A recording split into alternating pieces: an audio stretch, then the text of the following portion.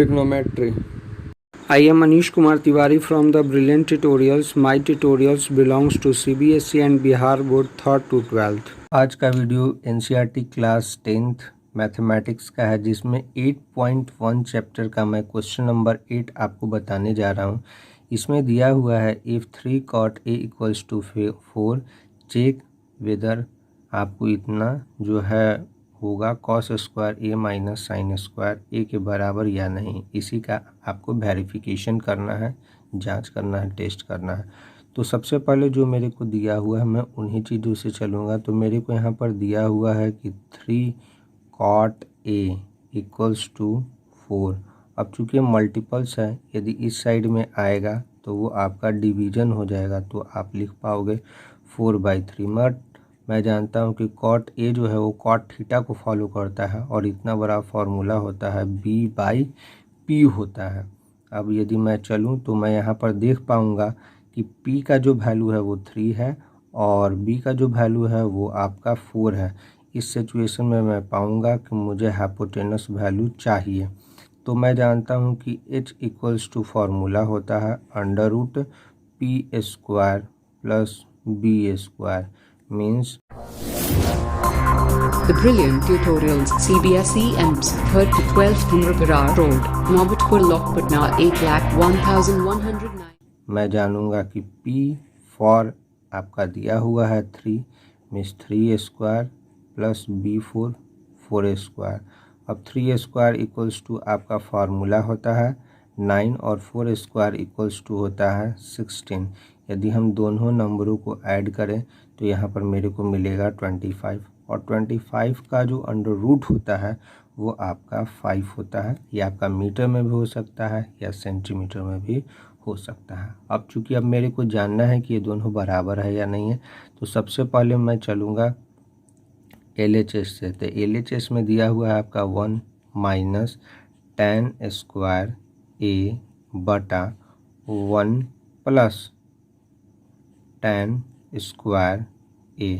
अब चूँकि मेरे को जो मान रखना है वो tan का मान रखना है और चूँकि मैं tan का मान जानता नहीं हूँ, इसलिए मैं क्या करूँगा कि यहाँ पे मैं कहीं साइड में ये निकाल ले रहा हूँ। तो tan a, तो tan a बड़ा फार्मूला होता है आपका p/b, जबकि मैं जान रहा हूँ कि जो p का मान है वो आपका 3 है और b का जो मान है वो आपका 4 है। तो मैं यहाँ पर 4 रखता हूँ। अब इसी मान को मैं यहाँ पे पुट करूँगा। यदि मैं पुट करूँगा तो मैं पाऊँगा कि 3/4 ये स्क्वायर है, मीन्स इसके वैल्यू का भी यहाँ पर स्क्वायर होगा और बाई 1 प्लस ये tan का वैल्यू आपका 3/4 है, मीन्स इसका भी मैं स्क्वायर करूँगा और इस प्रकार मैं जान पाऊँगा कि 1 माइनस 3/4 का स्क्वायर इक्वल्स टू 3 3 जा 9 और 4² इक्वल्स टू 16/1 प्लस 9/16 होगा। इसी प्रकार मैं जानूँ तो मैं यह जान पाऊँगा कि यहाँ पर जो वैल्यू होगा वो आपका एलसीएम के तौर पर 16 होगा और 16 1 जा आपका 16 होगा माइनस 9 होगा। इसी प्रकार यहाँ पर भी एलसीएम के फॉर्म में 16 होगा, 16 1 जा आपका 16 होगा और प्लस 9 होगा। अब मैं 16 to 16 को कैंसिल करूँगा तो आपके पास में जो नंबर आएगा वो बचेगा कितना, तो 16 में से 9 गया 7 बचेगा। इसी प्रकार 16 और 9 आपका जो होता है वो 25 होता है। अब चूँकि अब मेरे को चलना है RHS से, ये बराबर है या नहीं है तो मैं जान पाऊँगा। तो यहाँ पे आपका जो वैल्यू दिया हुआ है वो आपका दिया हुआ है cos a minus sine a। तो मैं यहाँ पे लिखूँगा cos a और माइनस साइन a² के फॉर्म में।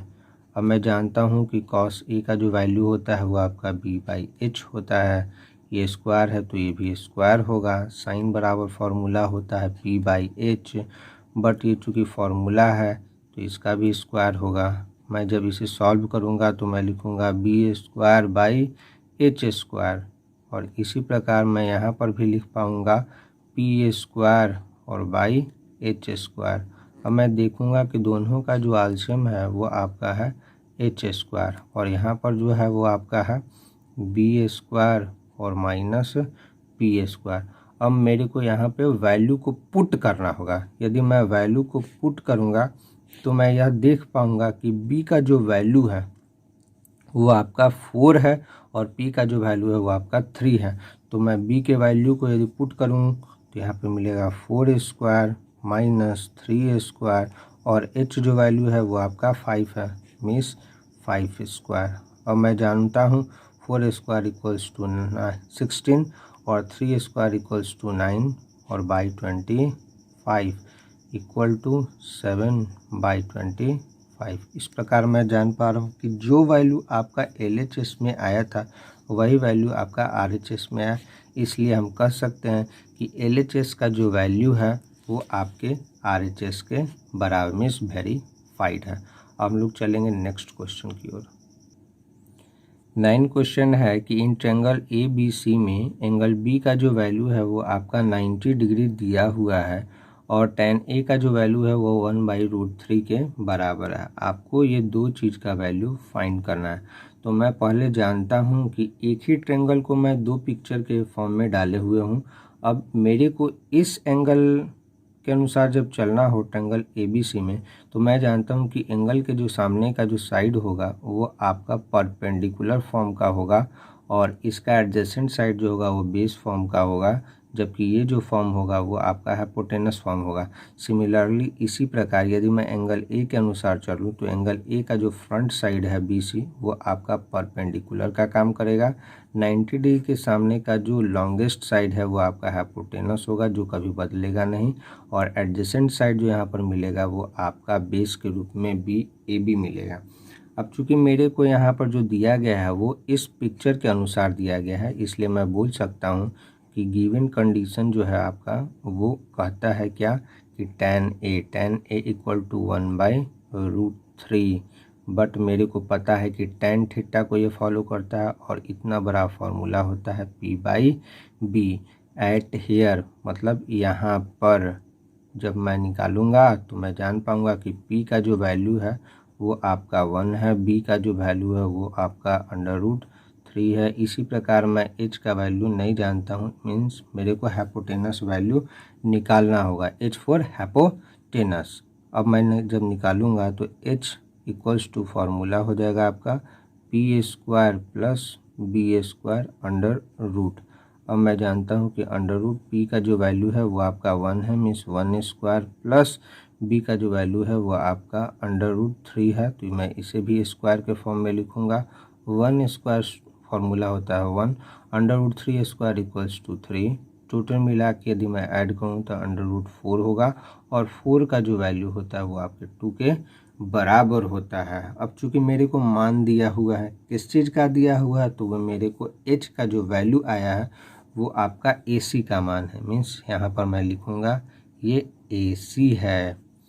अब यदि मैं चलूँ तो मैं यहाँ पर जान पाऊँगा कि जो वैल्यू आपका परपेंडिकुलर का जो था, जो वैल्यू आपका परपेंडिकुलर का था, कहने का मतलब कि A के अनुसार वो आपका था 1, यानी perpendicular value equal to 1 means BC। तो यहाँ पर इसके लिए ये 1 का काम करेगा और जो वैल्यू आपका एंगल A के अकॉर्डिंग परपेंडिकुलर का वैल्यू 1 शो कर रहा था, वहीं पर आपका B वैल्यू जो था वो √3 को शो कर रहा था। मीन्स यहाँ पर जो परपेंडिकुलर वैल्यू होगा वो आपका √3 होगा और जहाँ पर AC जो है वो आपका हाइपोटेनस है जो कभी चेंज नहीं करेगा, मीन्स यहाँ पर भी 2 होगा यूनिट और यहाँ पर भी आपका 2 यूनिट होगा।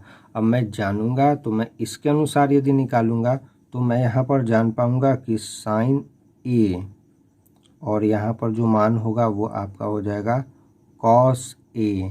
तो मैं tan A के फॉर्म को यदि लागू करूँ तो P/H हो जाएगा, इसी प्रकार ये B/H हो जाएगा। और मैं जानता हूँ कि इसके अनुसार जो P का वैल्यू होगा वो 1 होगा और इसका जो वैल्यू होगा वो 2 होगा, जबकि बेस का जो वैल्यू है वो आपका √3 होगा और हाइपोटेनस जो वैल्यू वो आपका 2 होगा।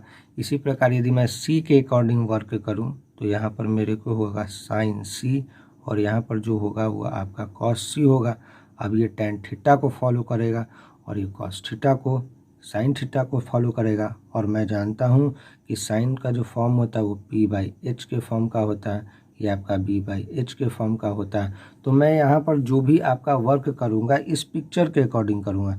इस पिक्चर में मेरे को मान दिया हुआ है √3 और हाइपोटेनस का जो वैल्यू है वो आपका 2 है, जबकि यहाँ पर जो वैल्यू दिया हुआ है cos c, तो ये B/H होगा। B का जो वैल्यू है 1 है और यहाँ पर H का जो वैल्यू है वो आपका 2 है। अब मेरे को मान निकालना है, तो चलिए मान निकालते हैं हम लोग।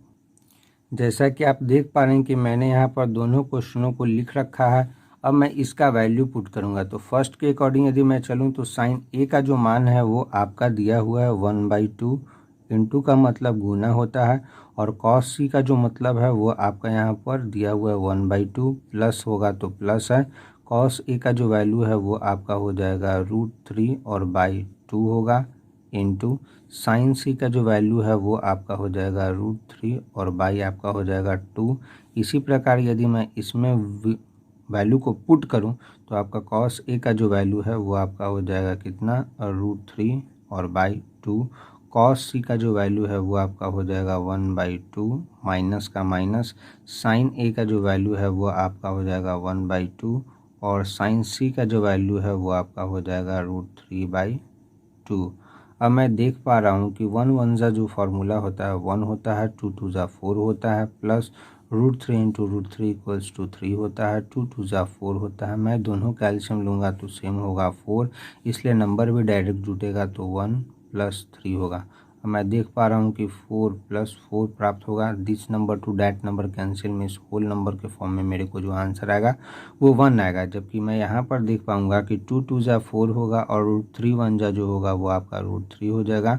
निगेटिव होगा यहाँ पर, √3 1 जा √3 होगा और 2 2 जा आपका 4 होगा। मैं देख रहा हूँ कि जो नंबर पॉजिटिव में है वही नंबर निगेटिव में है। मिस LHS का ये जो टर्म्स आ रहा है वो आपका दोनों कैंसिल हो जाएगा। इस प्रकार आपका यहाँ पर आंसर 0 आएगा।